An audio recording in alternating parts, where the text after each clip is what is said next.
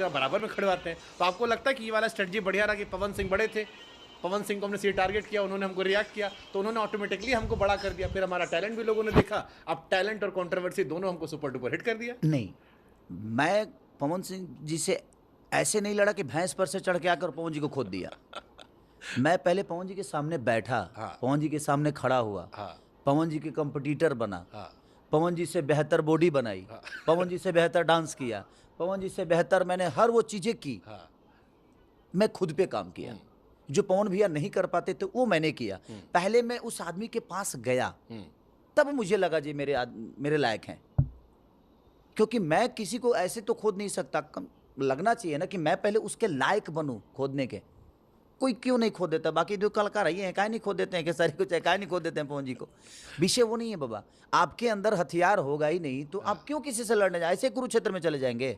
अच्छा, वो वीडियो क्या था जिसमें आप दोनों नाच रहे हैं, बगल में काजल खड़ी, बड़ा जबरदस्त वायरल है वो, एकदम मेरे ही फिल्म का गाना अत्य था। मचा रखा उस गाने ने। हे राजा कहिला बियाह तू मोटा जाइबा हो, खैबा में हरी के हाथे तो गोटा जाइबा हो। और फिर आप दोनों का डांस जो है, हाँ, हमारा वो एक हमारे वेब कंपनी के दिनेश जी हैं, हाँ, उन्हीं के रिसेप्शन था और उसी में हम सबका इनवाइट किया गया था। तो हम लोग उसी स्टेज पे थे और दोनों भाई उस दिन नाचे और नाच के बेचारे उस समय कंट्रोवर्सी में चल रहे थे हम लोग, इसलिए ज़्यादा वायरल हो गया। और हाँ, शायद उसके लिए कि पहली बार हम लोग, क्योंकि एक साथ नजर आ गए ना। ऐसे कभी नहीं हुआ कि हमारी उनसे पर्सनल दुश्मनी हुई। आज भी मेरे बड़े भाई हैं, हमेशा रहेंगे।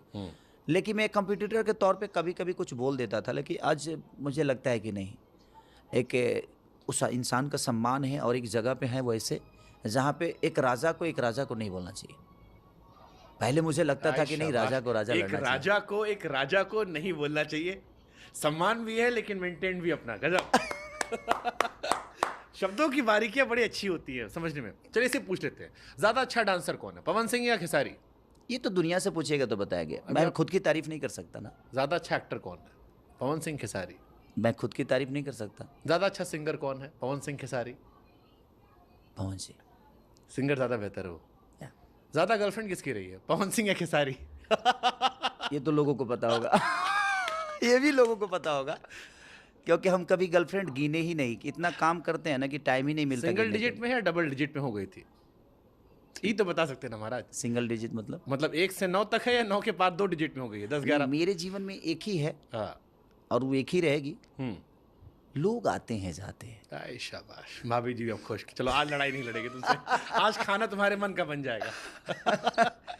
अच्छा, एक वीडियो और वायरल हुआ था जिसमें शायद आपने पवन जी को पिता बताया था, वो एडिटेड है या ओरिजिनल वीडियो है? बड़ा भाई पिता के तुल्य होता है, मुझे ऐसा लगता है, क्योंकि मैं अपने बड़े भैया का पैर हमेशा छूता हूँ, अपने भाभी को माँ ही बोलता हूँ। और मुझे लगता है कि जब आपके जीवन में पिता नहीं होता है ना, तब बड़ा भाई आपका वो पिता की तरह ही आपके परवरिश को देखता है और आपकी चीज़ों को। इसलिए मैं उनको हमेशा पिता की तरह मानता भी हूँ। और उन्हीं को नहीं, बल्कि मुझे लगता है कि मेरे चारों सीनियर, जैसे रवि भैया, मनोज भैया, दिनेश भैया, ये बड़े भाई के तौर पे हैं, तो ये कहीं ना कहीं मेरे पिता तुल्य ही हैं। तो रवि किशन, मनोज तिवारी, दिनेश लाल और पवन सिंह, अगर खेसारी को ज़रूरत हो, मान लो कुछ समझना हो, 4 में किसको फ़ोन लगा सकते हैं आप? मुझे समझना हो, कुछ मान लो जानना हो, समझना हो, कुछ सलाह लेनी हो, मदद मांगनी हो, कोई काम पड़े। नहीं, ऐसा उनके पास ऐसा कुछ नहीं है जो उनसे जानने की ज़रूरत है मुझे। ईश्वर ने इतने पब्लिक दिया है। 4 में किससे कंफर्टेबल ज़्यादा आप हैं, किसके करीब आप ज़्यादा? मैं सबसे हूँ, ज़रूरत मेरी पड़ने पे सब लोग सबसे हूँ लेकिन सबसे नहीं। मुझे कभी ज़रूरत पड़ी ही नहीं। मेरी ज़रूरत उतनी बड़ी है ही नहीं। मुझे अगर मेरे पास 5 करोड़ रुपए है तो मैं 3 करोड़ का सामान लेता हूँ, 2 करोड़ बैलेंस रखता हूँ। कब दिन बदल जाए पता नहीं। हाँ, पता नहीं ना मुझे। तो इसलिए मैंने अपनी शौक को बड़ा नहीं किया कभी जीवन में। कभी अपनी शौक, देखिए आदत खराब होती है ना, जब आपके शौक बढ़ते हैं तब इंसान बिगड़ता है। बिगड़ने का मतलब कि आपके शौक सारे में अवगुण कुछ है? अवगुण क्या है आप में?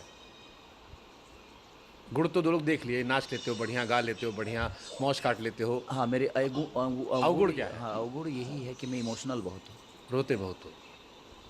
और यहाँ इमोशनल लोग को लोग नहीं समझ सकते।